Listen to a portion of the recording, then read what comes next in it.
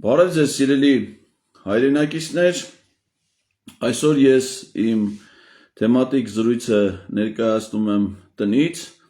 սա իհարկե չի նշանակում, որ խախտվածը 168 կետ եմ մեր ամեն երկուշաբթի օրվա թեմատիկ զրույցների ավանդույթը, պարզապես թեմաների հրատապությունից ելնելով ես երբեմն նաև հանդես եմ գալի ուղիղ եթերում թեմատիկ զրույցներով այս ձևաչափում, սա նաև հնարավորություն է տալիս, որպեսզի ցանկացած լրատվամիջոց ազատորեն հեռարձակի այս ուղիղ եթերը իրենց սոցիալական հաշիվներում, իրենց YouTube-յան էջերում, նաև ցանկացած քաղաքացի, ով սա հիմա այս պահին դիտում է, իդեպ ասեմ, որ 168.am լրատվական կայքի մեր գործընկերները ավանդույթի համաձայն աշխատում են մեզ հետ այս պահին ուղիղ եթերում եւ այս եթերը ուղիղ եթերով հեռարձակվում է նաեւ 168.am լրատվական կայքի YouTube-յան ալիքում։ Տեսանյութը բաց է եւ հասանելի ցանկացած լրատվամիջոցի համար եւ ցանկացած լրատվամիջոց կարող է այն վերահեռարձակել ինչպես այս պահին, այնպես էլ դրանից հետո։ Ես ուրախ կլինեմ, եթե վերահեռարձակումներ լինեն եւ ապահովեն հնարավոր ավելի շատ տարածում եւ մասսայականացում։ Այսօրվա ուղիղ եթերի թեման վերաբերում է վարչապետին անվստահություն հայտնելու գործընթացին։ Գիտեք, որ այս թեմայով վերջին շրջանում քննարկումները բավականին շատ են եւ նաեւ ակտիվացել են քննարկումները։ Կա նաեւ նախաձեռնություն հասարակական գործիչ Նարեկ Մալյանի կողմից Արթուն ենք շարժում է ձևավորել, որը նույնպես պաշտպանում է այս գաղափարը։ Իդեպ ասեմ, որ այս գաղափարի նկատմամբ որևէ մեկը հեղինակային իրավունքներ չունի, չնայած ես մի քիչ ավելի շատ եմ ոնց որ թե խոսում դրա մասին եւ ոնց որ թե վաղուց 2022 թվականի օգոստոսից, բայց սա նորամուծական գաղափար չի, այս գաղափարի հեղինակը որևէ մեկը չի կարող հավակնել, որևէ մեկը լինել, որովհետեւ սա ընդամենը սահմանադրական կարգավորման մասին է խոսքը, վարչապետին անվստահություն հայտնելու գործընթացի սահմանադրական կարգավորումը։ Մենք պարզապես հիմա կփորձենք քննարկել, թե ինչ իրավական մեխանիզմներ կան դրա համար, ինչով է դա արդիական, ինչ հնարավորություններ կան դա իրագործելու, այսինքն թե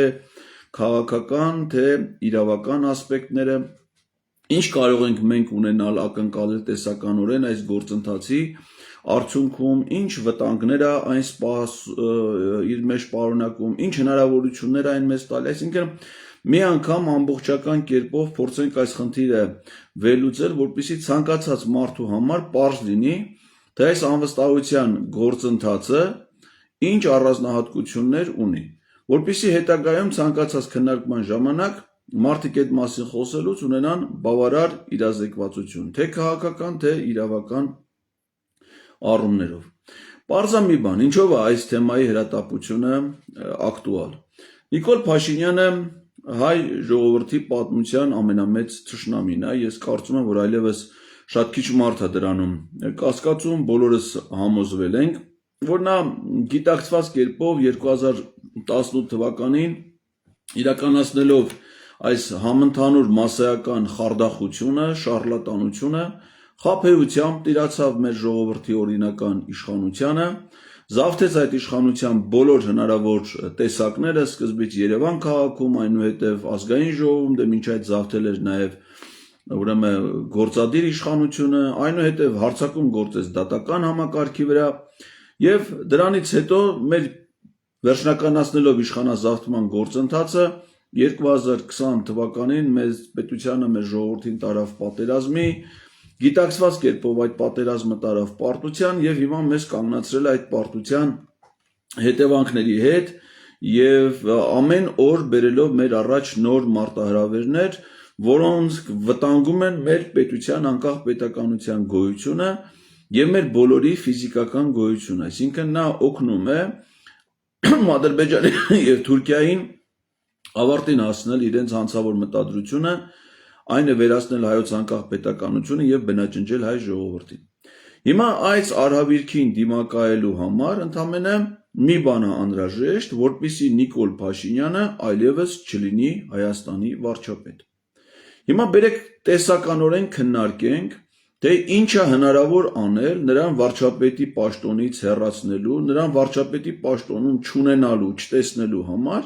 եւ փորձենք գնահատել, թե դրանցից որն է ամենահնարավոր, ամենահավանական տարբերակը, իրականացնելով նաեւ փոքր պատմական էքսկուրս այդ հարաբերություններին։ Նիկոլ Փաշինյանը, եթե մնաց Հայաստանի վարչապետ, նա շարունակելու է կատարել Իլհամ Ալիևի եւ Ռեջեփ Թայիփ Էրդողանի պահանջները եւ հանգեցնելու է մեր պետության վերջնական կործանման։ Իսկ ինչ կարող է լինել, եթե նա չլինի Հայաստանի վարչապետ, որ դեպքերում է դա հնարավոր։ Տեսականորեն դրա համար գոյություն ունի 4 տարբերակ։ Առաջինը նրա մահն է, երկրորդը ձերբակալությունը եւ քրեական վարույթի նախաձեռնումը, երրորդը նրա հրաժարականը վարչապետի պաշտոնից եւ չորրորդը անվստահություն հայտնելու գործընթացը։ Հիմա փորձենք առանձին այս 4 բաղադրիչները դիտարկել։ Մահը։ Նիկոլ Փաշինյանի, ինչպես նաեւ ցանկացած այլ մարդու մահը որևէ մեկից կախված չէ։ Աստված է մարդուն կյանք տալիս եւ Աստված է որոշում, թե երբ պետք է նրա կյանքին, երկնային կյանքին հրաժեշտ տա։ Հետևաբար դա որևէ մեկից, որևէ անհատի գործողություններից կախված չէ։ Եթե ապավինենք բնությանը, ապա դա այս պահին ես կարծում եմ շատ քիչ հավանական տարբերակ է, որովհետև նա երիտասարդ է, դեռևս 49 տարեկան, դեռ հունիսին նոր պետք է լրանա նրա 50 ամյակը, ֆիզիկական նրա առողջական վիճակը չի հուշում, որ նա առաջիկայում առողջական հանգամանքների բերումով կարող է մահանալ։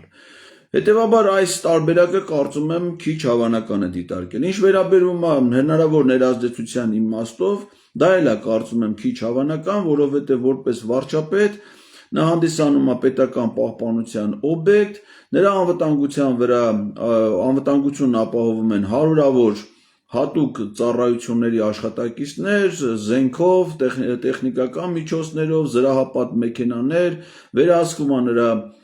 կեցության վայրը, աշխատավայրը, պլյուս մի քանի հազար ոստիկաններ, նրա հանդիպումները, շրջագայություն, այսինքն ներազդեցության իմաստով շատ քիչ սուբյեկտներ կան, որոնք կարող է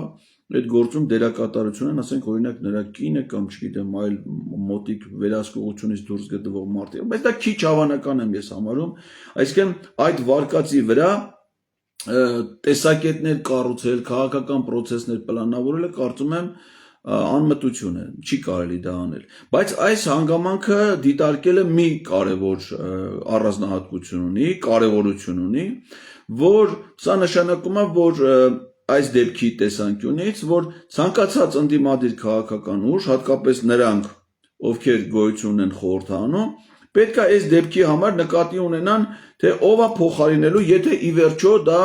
տեղի ունենա, այսինքն դա նշանակում է, որ ընդդիմադիր քաղաքական ուժերը պետք է ունենան վարչապետի թեկնածու։ Բալավ ասենք մի հատ դժբախտություն պատահի, ենթադրենք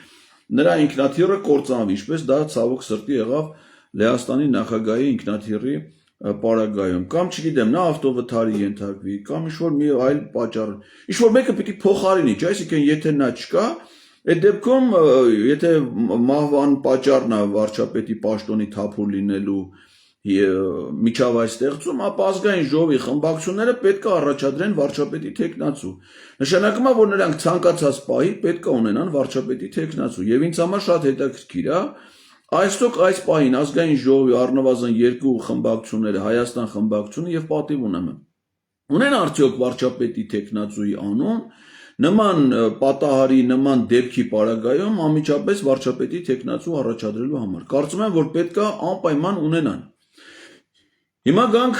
մյուս տարբերակին, այսինքն այս հանգամանքը համարում ենք գործնականում քիչ հավանական, դրա վրա չենք կառուցում որևէ թեզ, ուղղակի մտքում ունենում ենք, որ պետք է ունենալ վարչապետի թեկնածու նման դեպքերի համար։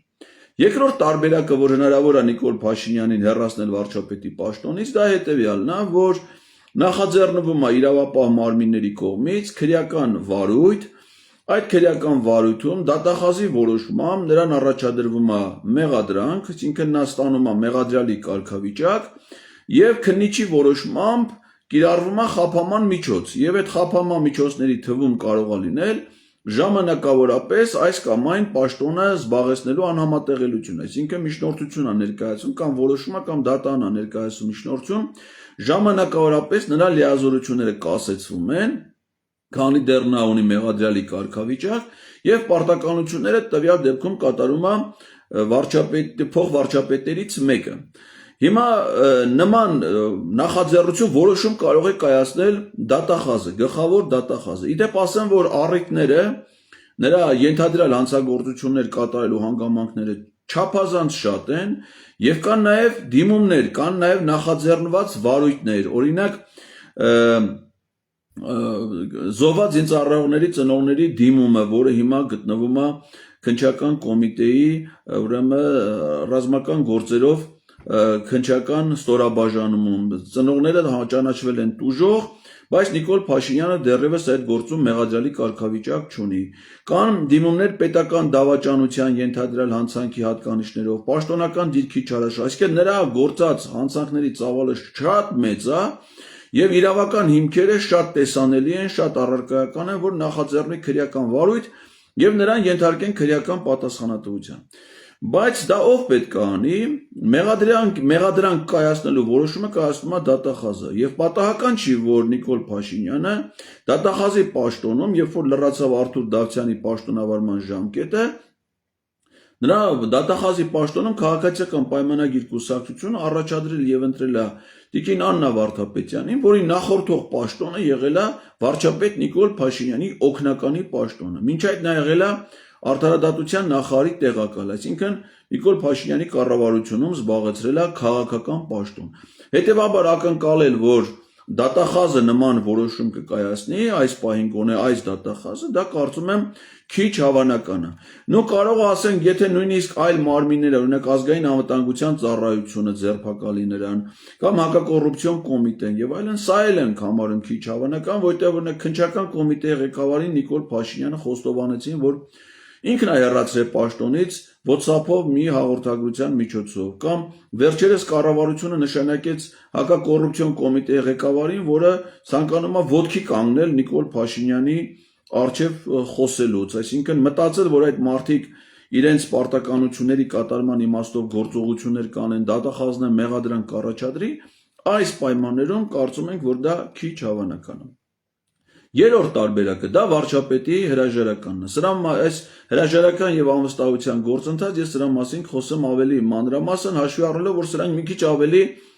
կարող է մոտ լինեն իրականության։ Հրաժարականի ինստիտուտը վարչապետի դա ցանկացած պահի կարող է լինել, դա սահմանված է Սահմանադրության 158 հոդվածով, որը կոչվում է կառավարության հրաժարական։ Կարդում եմ. Կառավարությունը հանրապետության նախագահին ներկայացնում է իր հրաժարականը նորընտիր ազգային ժողովի առաջին նստաշրջանի կառավարությանը վստահություն չհայտնելու, կառավարության ծրագրին հավանություն չտալու եւ էսա կարեւոր վարչապետի կողմից հրաժարական ներկայացվելու կամ վարչապետի պաշտոնը թափուր մնալու օրը։ Այսինքն որ պահին որ վարչապետը նախագահին ներկայացնում է հրաժարականի դիմում, այդ պահին կառավարությունը ամբողջ կազմով համարում է, որ ինքը ներկայացրել է հրաժարական։ Դա կարող է լինել ցանկացած պահի, այսինքն դրա համար որևէ ժամկետներ չկան։ Վարչապետը ընտրվելուց հետո էլ կարա ներկայացնի հրաժարական, հիմա էլ կարան ներկայացնի, անվստահության գործընթացի ժամանակ էլ կարող է ինքը ներկայացնի եւ այլն։ Իդեպ վարչապետի հրաժարականի ներկայացումը դա իր սեփական կամքով, իր քաղաքացիական գիտակցության արդյունքում կայացած որոշում է։ Ես օրինակ կբերեմ ձեզ մի քանի օրինակներ, եւ Նիկոլ Փաշինյանի պաշտոնավարման շրջանում այլ պաշտոնյաներ, վարչապետներ հրաժարականներ են ներկայացրել։ Ասենք օրինակ Վրաստանի նախկին վարչապետը հրաժարականը ներկայացրել այն ժամանակ, երբ որ իրենց կուսակցությունը անհաջողություն ունեցավ տեղական ինքնակառավարման մարմինների ընտրություններում։ Այսինքն գնացին ընտրության եւ չնայած ոչ բոլոր համայնքներում էին պարտվել, բայց քանի որ մի շարք համայնքներում ժողովուրդը իրենց կուսակցությանը քվե չէր տվել, վարչապետը հրաժարական ներկայացրեց, ասում է, եթե մարդիկ մեզ չեն վստահում, ի՞նչ տարբերություն։ Որ ընտրություն, համայնքային ընտրություններում չեն վստահում, թե համապետական ընտրություններում, վարչապետը հրաժարական ներկայացրել։ Այստեղ նման դեպքերում վարչապետը օրինակ նախորդ տարի 21 թվականին խոշոր քաղաքներում Գյումրիում, Վանաձորում, Կապանում, Գորիսում եւ այլն պարտություն են կրել իրենց, ունենալով տեխնացուները լինելով մարզպետները եւ այլն, պատգամավորներ ազգային ժողովի, Ալավերդիում, Կապանում եւ պարտվել են ընտրություններին ու փոխարենը ինքը մտածի հրաժարական տալու մասին, անում է ճիշտ հակառակը։ Իրանց ընտրություններում հաղթած ուժերի ղեկավարներին, ընտրված քաղաքապետերին ձերբակալում են, դրանց դեմ քրեական գործեր են հարուցում, իսկ ինքը այդ դեպքերում հրաժարական չի տալի։ Իր պաշտոնավարման շրջանում հրաժարականը տվել Ֆինլանդիայի վարչապետը, պատճառ եղել է այն, որ աշխատանքային նախաճաշերից մեկի ժամանակ, որին ներկա եղել նաև նրա կինը, այդ նախաճաշի գումարը, որը կազմել է մի քանի 100 եվրո, երևի ավելի դժվար է լիներ, վճարել է ոչ թե իր անձնական միջոցներից, այլ պետական բյուջեի միջոցներից։ Դա պատճառ եղել վարչապետի հրաժարականի համար։ Կամ Ավստրիայի վարչապետը հրաժարական էր ներկայացրել, որովհետև մամուլում ինչ որ մի թերթ կամ կայք հոդված էր հրապարակել իր հետ փոխկապակցված անձանց կոռուպցիոն գործարքում ներգրավվածության վերաբերյալ, ոչ քրեական վարույթ կար, ոչ մեղավոր էր ճանաչվելու, ուղղակի ասելով, որ եթե հանրության մի փոքր հատվածի մոտ էլ կա անվստահություն իր գործունեության նկատմամբ, այդ անվստահությունը կտարածվի իր ամբողջ գործունեության վրա, հետևաբար այդ պայմաններում ինքը չի ցանկանում աշխատել, հրաժարական է ներկայացրել։ Լեհաստանի Սեյմի նախագահ Մարշալեկ օրինակ հրաժարական ներկայացրեց այն բանի պատճառով, որ իր կինը իր հետ միաժամանակ իր ծառայողական օդանավով Վարշավայից թռել էին Ժեշով իրենց հայրենի քաղաք։ Այսինքն սա պատճառ էր հանդիսացել իր հրաժարականը։ Պատկերացնում եք, այս իրադարձությունները եթե տրանսֆորմացնենք Նիկոլ Փաշինյանի նրա ընտանիքի գործունեության վրա, նա 18 թվականից պիտի հրաժարական տված էր, երբ որ պարզվեց, որ խոստովանեցին, որ Աննա Հակոբյանը վարչապետի կինը ճամփորդել է Փարիզ եւ այնտեղ գնումներ է իրականացրել Փարիզի խանութներում եւ նրան ուղեկցել է Ֆրանսիայում Հայաստանի դեսպանը, ով որ հերիք չի իր պաշտոնական պարտականությունները թողած վարչապետի կնոջ ուղեկցել է շոփինգի ժամանակ, հետնել գնումներ է կատարել վարչապետի երեխաների համար։ Այսինքն այդ դեպքը օրինակ բավարար էր, որ 18 թվին եւ ինքը եւ դեսպանը պաշտոնակարվեին, բայց դեսպանը մինչեւ հիմա պաշտոնավարում է, նշանակվել է հիմա Շվեյցարիայում Հայաստանի դեսպան, իսկ ինքը մտքով չի անցնում։ Այսինքն սեփական նախաձեռնությամբ մտածել, որ ինքը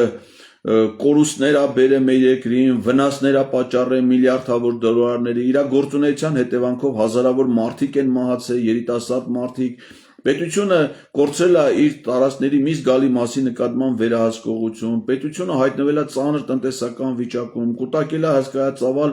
պետական պարտք եւ այլն, ձախողել է քաղաքականությունը բոլոր ոլորտներում եւ պետք է հրաժարական տա։ Այդ գիտակցումը նա չունի, այսինքն հետևաբար ինքը իր սեփական կամքով չի կարող այդ որոշումը կայացնել։ Իդեպ ասեմ, երբ որ իրեն ասում են հրաժարական ներկայացրու, ինքը բերում է օրինակներ իր կեղծ հրաժարականների վերաբերյալ, մասնավորապես 18 թվի եւ 21 թվի, երբ որ ինքը հրաժարական ներկայացրեց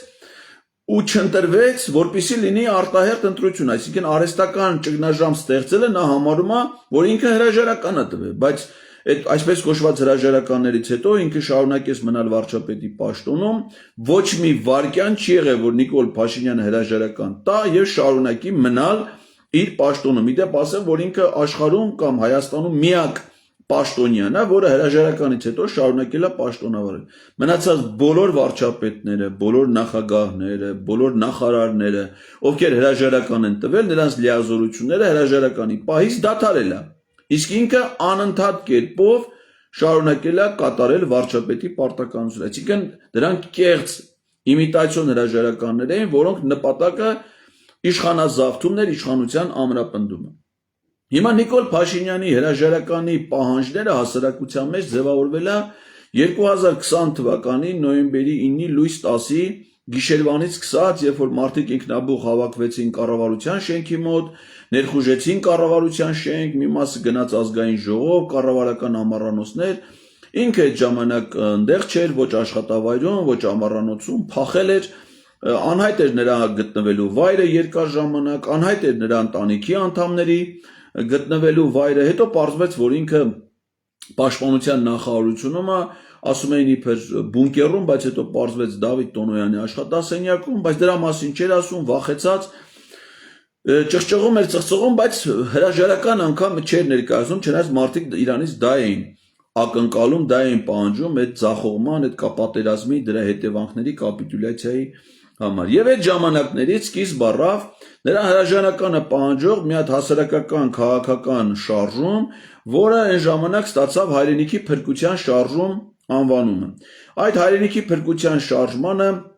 ղեկավար մարմին էր ձևավորվել 17 քաղաքական կուսակցություններից, քաղաքական ուժերից, նրանց առաջնորդների, ակտիվ գործիչների մասնակցությամբ, որոնց թվում էր նաև խորհրդանում ուրեմն ներկայացված Բարգավաճ Հայաստան կուսակցությունը։ Եվ այդ շարժումը կազմակերպել էր հանրահավաքներ, անդադար փողոցային գործողություններ, նույնիսկ վրանային ճամբար էր դրվել Երևանի Բաղրամյան պողոտայում ազգային ժողովի շենքի դիմաց, Վազգեն Մանուկյան, Հայաստանի նախկին վարչապետ, նախկին պաշտպանության նախարար, ներկայացվեց որպես ապագա վարչապետի թեկնածու հնարավոր փոփոխության դեպքում, չնայած անվստահության գործընթաց այդ ժամանակ պաշտոնապես չի մեկնարկել եւ նույնիսկ այդ ժամանակ անվստահության գործընթաց չի իրականացվել։ Օդի մեջ հայտարարվել է, որ Վազգեն Մանուկյանը նախընտրելի վարչապետի թեկնածու է։ Ու այդ ժամանակ նաև վարչապետի հրաժարականն են պահանջել մի շարք ինստիտուցիոնալ մարմիններ, կարևորագույն հաստատություններ, հատկապես ուզում եմ առանձնացնել զինված ուժերի գլխավոր շտաբի ղեկավարությունը, մոտ 40 գեներալներ եւ սպաներ, ընդ որում կենտրոնական ապարատի զինված ուժերի առանցքային ստորաբաժանումների ղեկավարներ, ԳՇ պետը, դրա տեղակալները, բանակային զորամիավորումների հրամանատարներ, հայ-առաքելական Սուրբ եկեղեցին, Հայաստանի գիտությունների ազգային ակադեմիան, Երևանի պետական համալսարանը իր գիտական խորհրդով, այլ բուհեր, դասախոսներ, բազմաթիվ կուսակցություններ, հասարակական կազմակերպություններ եւ այլն, համայնքների ղեկավարներ, հատկապես Սյունիքի մարզում գրեթե բոլոր համայնքների ղեկավարները պահանջում էին վարչապետի հրաժարական։ Բայց նա այդպիսի հրաժարական այդպես էլ չներկայացրեց եւ ցավոք սրտի այդ հրաժարականի պահանջողները հետ կանգնեցին ըստ էության իրենց դիրքորոշումից եւ վարչապետին անվստահություն հայտնելու գործընթաց նախաձեռնելու փոխարեն, որ կարելի էր անել ազգային ժողովում, հակառակը այդ հայրենիքի փրկության շարժման անդամ հանդիսացող նաեւ կուսակցություններից մեկի ղեկավարը Գագիկ Ծառուկյանը, ի թիվս նաեւ Էդմոն Մանուկյանի եւ հանրապետության նախագահ Արմեն Սարգսյանի համագործակցության գնացին Նիկոլ Փաշինյանի հետ, տապալելով օրինական ընտրված իշխանությունը եւ գնալով ընտրությունների, դրանով ուրեմն մարելով այդ շարժումը եւ չնախաձեռնելով նրան վարչապետին իշխանությունից հեռացնելու գործընթաց։ Դա մնաց վարչապետի պաշտոնակատար եւ զավթեց 21 թվին իշխանությունը։ Դրանից հետո վարչապետին անվստահության հայտնելու գործընթաց սկսեց հայրենիք կուսակցության նախագահ ԱԱԾ նախկին տնօրեն Արթուր Վանեցյանը, հայտարարելով, որ ինքը կմնա փողոցում այնքան ժամանակ, քանի դեռ Նիկոլ Փաշինյանը չի հեռացել։ Նիկոլ Փաշինյանը չհեռացավ, բայց Արթուր Վանեցյանը հեռացավ այդ պայքարից, որևէ հաջողություն չունենալով։ Իհարկե մինչ այդ կազմակերպում էին հանրահավաքներ։ Հետո սկսեց դիմադրություն շարժումը, որին միացավ նաև Արթուր Վանեցյանը եւ շատ այլ ուժեր, շարժումներ։ Դիմադրություն շարժումը, որը ղեկավարում էր, համակարգում էր ավելի շուտ ազգային ժողովի Հայաստան խմբակցության падգամավոր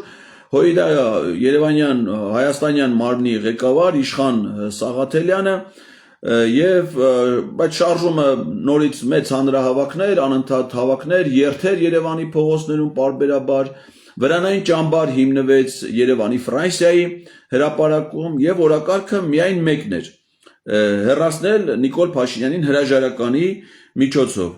Սա նույնպես որևէ արդյունք չտվեց, այսինքն Նիկոլ Փաշինյանը անգամ այդ դեպքում, չնայած հանրահավաքները երբեմն շատ մարդաշատ էին, բայց որևէ բան տեղի չունեցավ։ 2022 թվականի օգոստոսին ես որպես քաղաքացի ցուցաբերեցի մի նախաձեռնություն, որը պայմանականորեն անվանել էի անկախության շարժում։ Դրա հիմքը օգոստոսի 23-ն էր, երբ որ իմ խնդրանքով տեղ ունեցավ երկու կարևոր իրադարձություն։ Գերագույն խորհրդի ուրեմն օգոստոսի 23 դա մեր անկախության հռչակագրի ընդունման օրն է, որ ընդունել է առաջի գումարման Գերագույն խորհուրդը։ Հրավիրվել էր Գերագույն խորհրդի խորհրդանշական նիստ, այդ падգամավորների մասնակցությամբ եւ հանրահավաք հանրապետության հրապարակում։ Այդ հանրահավաքը նպատակ ուներ այս ճանապարհով գնալ, այսինքն անվստահության հրաժարականի պահանջ, որը ես մտածում էի, որ կարող է լինել Նիկոլ Փաշինյանի ու իմ հանդիպման արդյունքում, այդ հանդիպումը չկայացավ, Նիկոլ Փաշինյանն այդ օրը Երևանում չէր, գնացել էր Գեղարքունիքի մարզ եւ նույնիսկ գիշերը չվերադարձավ Երևան, մնալով Սևանի կառավարական ամառանոցում։ Գլխավոր դատախազից այն ժամանակ Արթուր Դավթյանից էինք մենք պահանջում իրավական գործընթաց, որը չնախաձեռնվեց, եւ դրանից հետո ես կոչ արեցի падգամավորներին, քանի որ դա արդեն իմ իրավասություններից դուրս էր, նախաձեռնել վարչապետին անվստահություն հայտնելու գործընթաց։ Մինչ այդ չէին կարող անել, այսինքն 2022 թվականի օգոստոսի 2-ից ունեին այդ իրավունքը, մի տարի պիտի լրանար վարչապետի պաշտոնավարումից հետո, եւ նրանք այնուամենայնիվ դա չարեցին։ Իսկ ինչ ստացանք մենք դրանից հետո 2022 թվականի օգոստոսի 31-ին Նիկոլ Փաշինյանը գնաց Բրյուսել, հերթական հանդիպում ունեցավ Իլհամ Ալիևի հետ։ Դրանից հետո սեպտեմբերի 13-ին Ադրբեջանը հարձակվեց Հայաստանի վրա, լայնածավալ հարձակում, Ջերմուկ քաղաքի հրետակոծում, ուրեմն Գեղարքունիք, Վայոց Ձոր, Սյունիքի մարզերից հարձակում, եւ դրա հիման վրա Նիկոլ Փաշինյանը ստիպված եղավ այդ ուժի սպառնալիքով հոկտեմբերի 6-ին 22 թվականի Պրահայում ստորագրել երկրորդ կապիտուլյացիոն փաստաթուղթը, որով առաջին անգամ Արցախը ճանաչեց Ադրբեջանի կազմում։ Այսինքն, եթե անվստահության գործընթացը լներ օգոստոսի 23-ին, եթե նախաձեռնել էինք հանրավետ 24-ին սկսեր, մեծ շանս կար կամ հնարավորություն կար օգոստոսի 31-ին Նիկոլ Փաշինյանը չլներ Հայաստանի վարչապետ եւ չլնեին նաեւ այդ հետագա զարգացումները։ Բայց դա տեղի ունեցավ։ Դրա հետևանքով Արցախը հայտնվեց շրջափակման մեջ։ Եվ 2023 թվականի օգոստոսի սեպտեմբերի ժամանակ, երբ որ Արցախը արդեն Ադրբեջանը հարձակվեց Արցախի վրա, Հայաստանում ինքնաբուխ Երևանում հավաքներ տեղի ունեցան Հանրապետության հրապարակում, եւ այդ ժամանակ ձևավորվեց մի ինքնահռչակ մարմին, որը կոչվում էր Ազգային կոմիտե։ Ազգային կոմիտեի կազմում հայտարարեցին, որ ընդգրկված են 5 քաղաքական գործիչներ, որոնցից երկուսը խորհրդարանական Հայաստան եւ պատիվ ունեմ խմբակցությունների ներկայացուցիչներ, մասնարարպես ազգային կոմիտեի կազմում էին Վազգեն Մանուկյանը, Իշխան Սաղաթելյանը Հայաստան խմբակցությունից, Հայկ Մամիջանյանը պատիվ ունեմ խմբակցության ղեկավար եւ երկու այլ գործիչներ Ավետիք Չալաբյան եւ Անդրանիկ Թևանյան։ Այս կոմիտեն ինքնահռչակ այս մարմինը ըստ էության տապալվեց հենց այդ հանրահավաքի օրերին, այսինքն Արցախի բռնի տեղահանության, ցեղասպանության օրերին նրանք ոչ մի գործնական քայլ այդպես չնախաձեռնեցին հանրությանը համախմբելու, այդ ժամանակ նույնպես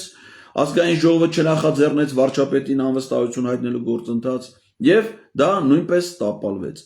2022-ից 24 թվականներին եղել է նաեւ միասին շարժումը, որի այլընտրանքային հասարակական քաղաքական նախաձեռնություն, որի կազմում եղել են 21 քաղաքական կուսակցություններ, ՀՀԿ-ներ, գործիչներ, որոնք նույնպես որևէ արդյունք չեն ունեցել։ Այսինքն, մենք կարող ենք ասել, ամփոփելով այս մասը, որ վարչապետին անվստահության հայտնելու նախաձեռնություններ 2020 թվականից եղել են բազմաթիվ, բայց դրանցից ոչ մեկը բնականաբար հաջողությամբ չի փսակվել եւ դրանց արդյունքում անգամ անկախ դրանց մասշտաբներից, դրանց մեջ ներգրավվածությունից որևէ արդյունք դա չի տվել։ Չասեմ, որ եւս մի մեծ նախաձեռնություն եղավ նաեւ 2024 թվականին, դա մեր սրբազան պայքարն էր, որ Բագրատ Սրբազանի նախաձեռնությամբ Տավուշ անուն հայրենիքի շարժումը հասավ Երևան եւ նույնպես առաջի պահանջը, որ Բագրատ Սրբազանը մայիսի 9-ին դրեց Հանրապետության հրապարակում, ժամանակ տվեց մինչեւ ժամը 8-ը, հետո մի քիչ էլ ավելացրեց այդ ժամկետը, որ պիտի Նիկոլ Փաշինյանը հրաժարական տա, բայց նա հրաժարական չտվեց։ Այսինքն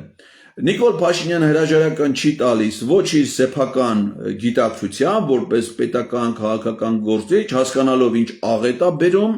մեր պետության ժողովրդի գլխին, չունի այդ գիտակցությունը, եւ նա հրաժարական չի տալիս անգամ երբ որ բոլորը պահանջում են դա։ Հակառակը հետո ժամանակ անցնում ինքն է սկսում հեռացնել են մարդկանց, պայքարել են մարդկանց դեմ, ով իր հրաժարականը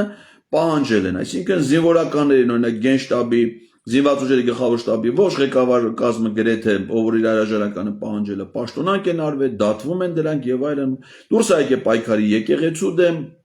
եւ այսպես շարունակ։ Հիմա ստացվում է, որ մեր այս 4 հիմնական տարբերակներից մեզ մնացել է միակ հնարավոր տարբերակը նրան պաշտոնից հեռացնելու, դա անվստահություն հայտնելու գործընթացն է։ Հիմա դրա մասին վարչապետին անվստահություն հայտնելու իրավական կարգավորումը ամրագրված է Սահմանադրության 115 հոդվածում։ Այն ասում է հետևյալը. Վարչապետին անվստահություն հայտնելու մասին ազգային ժողովի որոշման նախագիծ կարող է ներկայացվել падգամավորների ընդհանուր թվի առնվազն 1/3-ը միայն այն դեպքում, եթե որոշման նախագծով միաժամանակ առաջարկվում է նոր վարչապետի թեկնածու։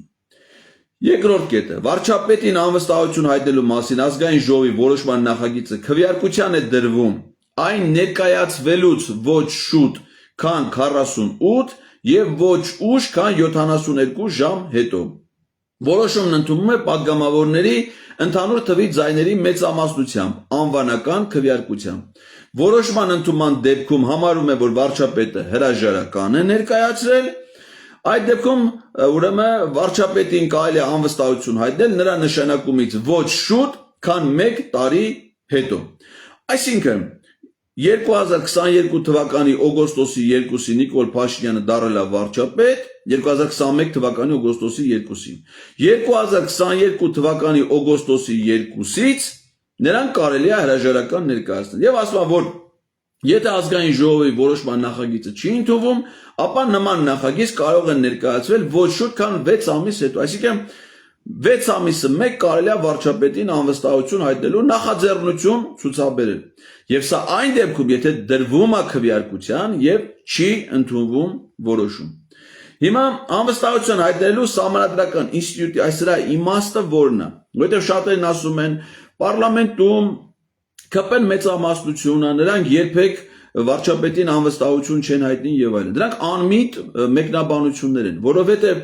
այս ինստիտուտի գաղափարը հետեւյալն է. մեր երկիրը խորհրդարանական երկիր է, վարչապետը եւ կառավարությունը նրանք հաշվետու են ազգային ժողովին։ Վարչապետը համարվում է այն պաշտոնյան, որը ղեկավարում է կառավարության գործունեությունը, կառավարությունը համարվում է այն մարմինը, որ իրականացնում է պետության ներքին եւ արտաքին քաղաքականությունը, եւ դա պիտի իրականացնի միայն իր գործունեության ծրագրի հիման վրա։ Իսկ իրականացնում է դա կառավարության ծրագրին համապատասխան թե ոչ, որը հաստատում է ազգային ժողովը։ Պետք է վերահսկի ազգային ժողովը։ Հետևաբար ազգային ժողովի պարտականությունն է վերահսկել կառավարության գործունեությունը, եւ եթե արձանագրվում են այդ ծրագրից, գործունեության ծրագրից շեղումներ, այս ինստիտուտը անվստահության դրա համար է։ Եվ ինչի ասում մի տարի հետո, որովհետեւ մի տարի պիտի կառավարությունը աշխատի, որպեսզի ազգային ժողովը հասկանա ծրագրին համապատասխան է գործում թե չէ։ Օրինակ հիմա հենց այս պահին ազգային ժողովում, հանձնաժողովներում քննարկվում է 2024 թվականի բյուջեի կատարման հաշվետվությունը։ Սա առիթ է, եթե ազգային ժողովը տեսնում է, որ կառավարությունը բյուջեն չի կատարել, թերություններ ա ունեցել իր ծրագրի կատարման իմաստով, կարա նախաձեռնի վարչապետին անվստահություն հայտնելու գործընթաց։ Խոսքը վերաբերում է ազգային ժողովին։